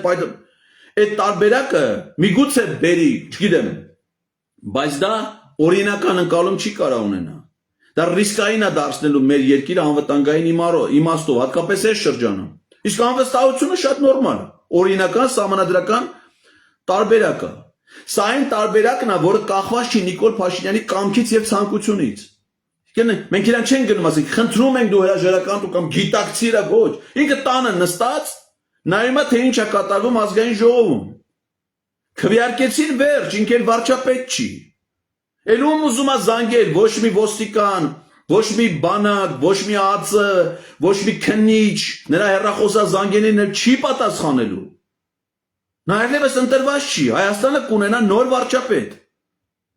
Այո, դա դժվար է ալնելու, բայց դա միակ տարբերակն է, հետևաբար եթե դա միակն է, մենք ոչ թե դժվարությունից պետք է խուսափենք, ասենք, որ դա դժվար է, այլ բոլորս մեր ջանքերը գործադրենք այդ դժվար տարբերակով գնալու եւ լուսման հասնելու համար։ Եվ հիմիկվանից պետք է ասել, թե ովքեր են լինելու են մարդիկ, որովհետեւ մեր նպատակը վարչապետ ընտրելը չի, մեր նպատակը վարչապետ հեռացնելն է։ Վարչապետը ընդհանրապես կառավարության ղեկավարն է, կառավարությունն է մարմինը։ Իսկ կառավարության կազմում պարտադիր չի բոլորը լինեն վարչապետ։ Երկուսը պիտի լինեն փոխվարչապետ։ Ասենք, եթե տեխնացուն լինի ոչ հիմիկվա ընդդիմադիր խմբակցություններից վարչապետի, ուրեմն տեղակալ փոխվարչապետները մեկը թող լինի Հայաստան խմբակցության կողմից երաշխավորված, մյուսը պատիվ ունեմի։ Նախարարները բոլոր մեր դաշտի հիմա ազդեցիկ քաղաքական գործիչները, որոնք հասարակական վստահություն են վայելում, սեր են վայելում։ Հիմիկվանից ասենք ինչ է եղել։ Արման Թաթոյանը չի լինում վարչապետ, չի ուզում, ինքը չի ուզում։ Արդարադատության նախարար, Հրանտ Բագրատյանը թողնի էկոնոմիկայի նախարար։ Չգիտեմ, այն մեջ թողնի ֆինանսների նախարար։ Գրիգորի Խաչատուրովը թողնի պաշտպանության նախարար։ Հիմիկվանից ասեք մարդկանց համար, որովհետև նրանց նպատակը հակաճգնաժամային միջոցներ ձեռնարկելն է, պարտադիր չի բոլորն են վարչապետ։ Վարչապետն ով ընդամենը ժամանակը նկարանտրվելուց հետո նույնիսկ այդ վարչապետը, որ հիմա ընտրվի, 10 օր հետո կարա հրաժարական տա, 10 օր հետո։ Կարևորը, որ այդ ժամանակ արդեն Նիկոլ Փաշինյան չի լինի, մեզ պետք է նրան հեռացնել։ Եվ պետք է գնալ այդ լուծումներին։ Հակաճգնաժամային միջոցառումների ծրագիրը գրել։ Կարճ ժամանակում հնարավոր է եւ այդ դեպքում նաեւ պարլամենտը չի լուծարվում, սա նաեւ շահեկան է ՔՊ-ի համար։ Որտեւ իրանք գիտեն, որ գոնե մինչեւ 2026 թիվը կմնան падգամավոր։ Իրանք կմնան դեռ անձեռնմխելի։ Նրանց կյանքին վտանգ չի սպառնում, եթե նրանք մեր ժողովրդի, մեր պետության կյանքի համար սպառնալիք հանդիսացող որոշումներ չկայացնեն։ Իսկ հակառակ դեպքում նրանք գիտեն, որ իրանք իրանց վտանգի տակ են դնում։ Իրանք գիտեն, որ իրանք հանցախմբի անդամ են, որ հասարակական մեծ ընդվզումը, երբ որ այդ ուժը գեներացվեց, կարա շատ վատ հետևանքների բերի, անկանխատեսելի կարա լինի, ամեն ինչ մի ժամում կարա փոխվի։ Հիմա հասարակական տրամադրությունները շատ խտացած են, մնում է մի պրոցես, որը կարա բերի արդյունքի։ Եվ ես ոնց որ արդեն դա տեսնեմ, որ դա հնարավոր է։ Նիկոլ Փաշինյանի դեմ պայքարի համար շատ ավելի մեծ ուժ է հնարավոր կենտրոնացնել, քան ընտրությունների ժամանակ, որտեղ ընտրությունների ժամանակ ամեն մի ընդդիմադիր խումբ մի կուսակցությունով գնալու է, ոնց որ հիմա Գյումրիում է, չէ՞։ Մեկ էս տեխնացուին է, մեկ էս տեխնալ, մեկ բաժանվում են նրանք, փոշիանում է ուժը, ձայները։ Իսկ դրա դեմ պայքարի հարցում բոլորը միավորվում են, սրա շանսը շատ ավելի մեծ է։ Եթե շանսը չօգտագործվեց գնացին ընտրության, 25 քաղաքական ուժ կուսակցությունը մասնակցել 21 թվի ընտրություններին, 25 ընդամենը երկուսն է կարողացել հաղթահարել ընտրական օրենսգրքի նվազագույն շեմը, երկուսը 25-ից 23-ը ձայն են փոշիացրել։ Հիմա ավելի շատ, այդ ընթացքում ավելի շատ կուսակցություններ են ստեղծվել։ Հիմա 30 կուսակցություն կմասնակցի ընտրությունների, 30-ից իշխանականը կանցնի, մի հատ ընդդիմադիր կանցնի, 28-ը ձայն կփոշիացնեն։ Իսկ փոշիացած ձայները ընտրական օրենսգրքով գնում է միանում է անցածների ձայներին, այսինքն Նիկոլ Փաշինյանին դեմ քվեարկած մարդու ձայնը գնում է դառնում է իր օգտին քվեարկած ձայն, չի կարելի գնալ սրանց այդ ընտրության։ Պետք է մոռանալ, ընտրությունը սենց թե լինելու է, դա լինելու է 2026 թվին։ Պետք է անել, որ այդ շահ 2026-ին Նիկոլ Փաշինյան իշխանություն չլինի։ Իսկ դրա համար մինչև 2026 թվականի ընտրությունը կա նրան անվստահություն հայտնելու 3 հնարավորություն։ Եթե այսօր մարտին ասենք վաղը սկսվի անվստահության գործընթաց, անգամ դնենք քվեարկության չանցնի, դեռ եւս 2 հնարավորություն լինելու է մինչև 26 թիվը։ Այս ամեն ինչը չօգտագործել։ Ուղղակի նշանակում է մի բան, ընդդիմադիր յուրաքանչյուր падգամավոր պետք է լսի այս տհաճ, այս զզվելի, այլ իր համար այս անցանկալի խոսքերը։ Եթե դուք անվստահություն չեք հայտնում Նիկոլ Փաշինյանին, ուրեմն դուք վստահում եք Նիկոլ Փաշինյանին։ Մնացած ցանկացած բացատրություն այլևս չի լսվելու։ Դեմ եք, անվստահություն եք ուզում հայտնել, դա խոսքով չի։ Ի տարբերություն ինձ, ի տարբերություն մնացած բոլոր մարդկանց, դուք ունեք դրա իրավական հնարավորությունը։ Եվ եթե դուք այդ հնարավորությունը չեք գործադրում, ուրեմն նշանակում է դուք աջակցում եք Նիկոլ Փաշինյանին։ Ուրեմն դուք հնարավորություն եք տալի իրեն, դուք չեք օգտագործում նրա դեմ պայքարի իրավական ձեր հնարավորությունն ու լիազորությունը։ Ուրեմն դուք ֆունկցիա ունեք նրա թիմում։ Սարսափելի բան եմ ասում։ Ասում եմ այդպիսի շեշտերով, այդպիսի սարսափելի ձևակերպամբ, որպեսզի դուք իսկապես հասկանաք, ես վստահ եմ, որ շատերն էլ հասկանում են, թե ինչ իրողության առաջ ենք մենք կանգնած, որպեսզի օր առաջ հնարավոր չի այդ գործընթացը հաջողության, ես հիմա գիտեմ, առանց փողոցից աջակցության, հնարավոր չի փողոցում մարդ պահել առանց նպատակի։ Մարդիկ հավաքվեն փողոց, հիմա ինչ անեն։